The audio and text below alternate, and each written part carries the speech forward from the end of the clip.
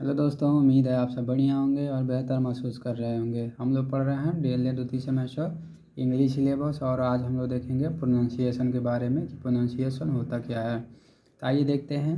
Correct development of correct pronunciation habits depends upon the through practice in listening and speaking. तो correct pronunciation को development करने के लिए हमें किन आदतों का निर्माण करना रहता है। तो सही तरीके से सुनने पे और सही तरीके से बोलने का अभ्यास पे। ठीक है। Student can not be left to themselves. Student इसको स्वयं को छोड़ नहीं सकते to pick up the right pronunciation, सही प्रोनाउंसिएशन से। Conscious efforts on the parts of teacher are expected. जो सही प्रोनाउंसिएशन होता है वह टीचर पर निर्भर करता है। नो डाउट, कोई संदेश नहीं है, कोई संदेह नहीं है। Quality of speech should be presented before the learner. तो सीखने से पहले जो क्वालिटी ऑफ स्पीच होना चाहिए वह प्रेजेंटेड होना चाहिए। कब? सीखने से पहले। Children are too young to understand intricacies of phonetic. ठीक है ना। तो फोनेटिक का प्रयोग करते हुए जो यंग स्टूडेंट हैं या बच्चे हैं वे क्या करते हैं, प्रोनाउंसिएशन को समझ सकते हैं। The only way left with the teacher is imitation. तो केवल और केवल जो टीचर होते हैं उनके माध्यम से ही प्रोनाउंसिएशन को समझा जा सकता है। जस्ट एज चिल्ड्रेन लर्न, कब? जब टीचर क्या कर रहा हो, लर्न कर रहा हो देयर मदर टंग, अपनी मातृभाषा से, फ्राम देयर होम, अपने घर से। ठीक है। तो जब चिल्ड्रेन जो है अपनी मातृभाषा में घर से सीख रहा हो तब वहाँ पे जो है बच्चे पे ध्यान देने की ज़रूरत है कि बच्चा सही रूप से बोल रहा है या नहीं बोल रहा है। अब कह रहा है एंड सराउंडिंग, और चारों तरफ। So will they learn the correct pronunciation of the second language. तो जो करेक्ट प्रोनाउंसिएशन यानी कि दूसरी भाषा का जो करेक्ट प्रोनाउंसिएशन होता है उस पर भी हम मदर टंग के माध्यम से सीख सकते हैं। Provided through practice is provided to them. तो किस माध्यम से? तो प्रैक्टिस के माध्यम से हम उसको क्या कर सकते हैं, सीख सकते हैं। ठीक है। अब आगे कह रहा है कि problem are defects in pronunciation. तो problem are defects in pronunciation में हम क्या पढ़ेंगे, तो आइए देखते हैं। तो कह रहा problem are defects in pronunciation यानी प्रोनाउंसिएशन करने में कौन कौन सी प्रॉब्लम्स आती हैं। तो कह रहा when the child learn the second language, जब कोई बच्चा सेकेंड लैंग्वेज को सीख रहा होता है। He has already got master in speaking his mother टंग। तो उसे क्या होना चाहिए, तो अपनी मातृभाषा यानी मदर टंग में मास्टरी होना चाहिए। ठीक है। यानी कि निपुण होना चाहिए बोलने में। Unless the teacher makes specific attempts to keep away the habits of speaking the vernacular. ठीक है ना। तो जो टीचर होता है उसको भी कई अटेम्प्ट में बच्चों को आदतें निर्मित करना चाहिए। क्या करने में, तो स्पीकिंग द वर्नाकुलर। तो धीरे धीरे बच्चों को बोलने में pronunciation. They will create hindrance in learning the pronunciation of the second language. तो वे जो है बच्चों में निर्मित कर सकते हैं सेकेंड लैंग्वेज के प्रोनाउंसिएशन करने में instead of speaking the sound of the second sound. ठीक है ना। तो जो सेकेंड लैंग्वेज का जो साउंड होता है उस पर भी हम बोलने के माध्यम से ध्यान दे सकते हैं। He would like to speak the most approximate sound of his mother tongue. ठीक है ना। तो जब भी हम सेकेंड लैंग्वेज को बोलने के लिए सीख रहे हों तो अपने मदर टंग के साउंड को क्या करना चाहिए, अप्रॉक्सीमेट, अधिकतर बोलना चाहिए। Because he has enable to different between similar sound. ठीक है ना। तो जो because he has enable to different between similar sound का मतलब है कि यहाँ पे जो अलग अलग जो भाषाएं होती हैं उनके बीच जो है सिमिलर साउंड के माध्यम से हम मदर टंग और जो अदर लैंग्वेज होता है उनके मध्य जो है सामंजस्य स्थापित कर सकते हैं। ठीक है। तो अब आगे देखते हैं। अब कह रहा है in English we have many vowels. तो इंग्लिश में कई वावेल्स होते हैं, डिफोटॉन्ग्स एंड कॉन्सोनेंट साउंड, और कई कॉन्सोनेंट साउंड्स भी होते हैं which do not occur in Hindi. इसका हिंदी नहीं निकाला जा सकता। Similarly there are many clusters which do not occur in Hindi. ठीक है ना। कुछ ऐसे क्लस्टर होते हैं जिनका हिंदी नहीं प्राप्त हो सकता। English is the language, English एक भाषा है in which stress and intonation play vital role. ठीक है ना। जो कि एक विटल रोल प्ले करता है। We have word stress sentence stress, rising tone, falling tone, etc which generally do not occur in most of the Indian language. तो कुछ सेंटेंस स्ट्रेस होते हैं, वर्ड स्ट्रेस होते हैं जो कि इंडियन लैंग्वेज में अधिकतर क्या है नहीं मिलते हैं। ठीक है। अब कह रहा है besides English is not a phonetic language. ठीक है ना। तो इंग्लिश जो है एक फोनेटिक लैंग्वेज नहीं है। That is the pronunciation of a word is not the sum of the sound of different letters. ठीक है ना। भिन्न भिन्न जो लेटर्स होते हैं उनका जो है समान साउंड्स नहीं निकलता है। ठीक है ना। प्रोनाउंसिएशन करते समय we write something else and speak something else. ठीक है ना। हम कुछ गलत बोल जाते हैं, कुछ गलत क्या कर सकते हैं लिख जाते हैं।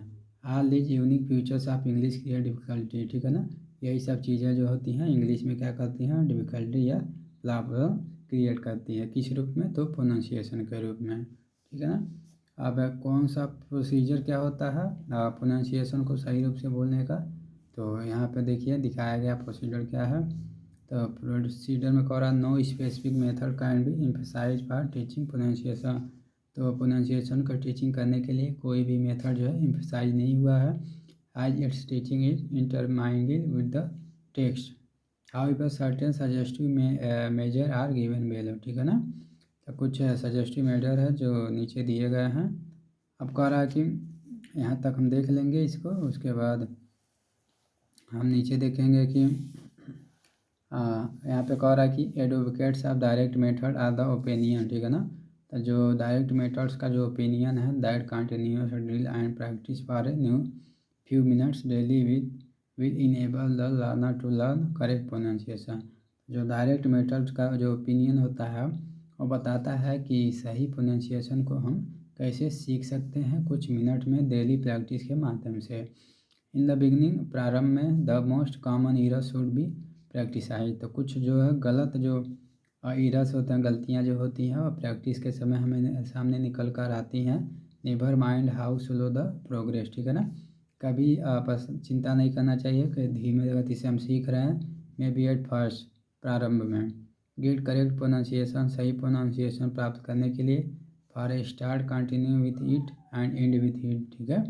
आपका without ever losing sight of the fact that it is a fundamental basic essential of the oral and practice method of teaching living language in a live way. ठीक है ना। तो हम जो है प्रोनाउंसिएशन को और राइटिंग के माध्यम से भी और ओरल के माध्यम से यानी कि मौखिक प्रैक्टिस के माध्यम से भी हम मेथड ऑफ टीचिंग के माध्यम से हम क्या कर सकते हैं, सही प्रोनाउंसिएशन को हम सीख सकते हैं। अब यहाँ पे असेंट ऑफ इंग्लिश दिया है। अब असेंट ऑफ इंग्लिश में जो सजेस्टिव मेजर है यानी कि कुछ सुझाव दिए हुए हैं जिसके माध्यम से हम टीचिंग प्रोनाउंसिएशन को क्या कर सकते हैं, सीख सकते हैं। तो सजेस्टिव मेथड यानी रिमीडाइज में यानी कि इसका उपचार क्या है सही प्रोनाउंसिएशन का।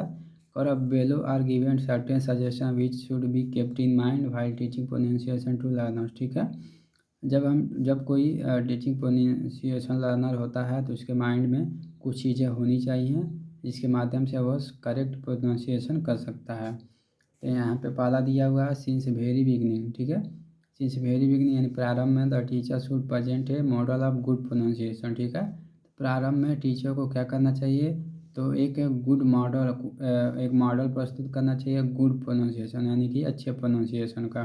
करेक्ट ग्रामर, सही ग्रामर का, एंड सेंटेंस स्ट्रक्चर, और जो सेंटेंस का स्ट्रक्चर होना चाहिए वो सही होना चाहिए।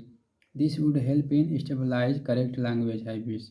तो यह जो चीज़ें होती हैं जो टीचर प्रारंभ में जो मॉडल ऑफ गुड प्रोनाउंसिएशन, जो गुड प्रोनाउंसिएशन अच्छे प्रोनाउंसिएशन का जो मॉडल प्रस्तुत करते हैं और करेक्ट ग्रामर के माध्यम से और सेंटेंस स्ट्रक्चर के माध्यम से, तो यह जो होता है वह लैंग्वेज को सीखने में क्या करता है, भूमिका निभाता है। अब दूसरा कह रहा है young learner should be thought bye well inform teacher. ठीक है ना। तो जो यंग लर्नर्स होते हैं यानी कि जो नए लर्नर्स होते हैं उनको वेल इन्फॉर्म टीचर यानी कि निपुण टीचर से, जो कि उस भाषा में निपुण हो, उससे सीखना चाहिए।